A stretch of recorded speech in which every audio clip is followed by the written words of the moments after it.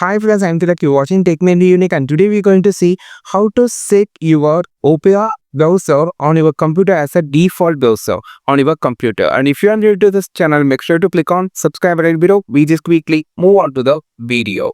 So how to set the Opera browser as a default browser on your computer, it's just going to show in this video. For that, first of all, you just click on the setting on the top and just go to the bottom section, and here you can find this option called default browser. Opera browser is not currently on your default browser. You can just click on the make Opera as default browser. You can just do this. If you can't find this option here, just go to the setting option. So here just click on the browser options on the side and just scroll down to the bottom section, and here you can find an option called set as Opera as default for browser. So just drag here and you can find this option in the list of options. Here you can see make as default. Click on the make as default. That's it.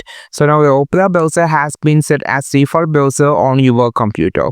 This is how you just set it on your computer. I think this video helped you a lot. Like this video, share this video, subscribe this channel. We will meet on next video with a super valuable content. This is Tilak signing off from TechMade. Be unique. Have a wonderful day.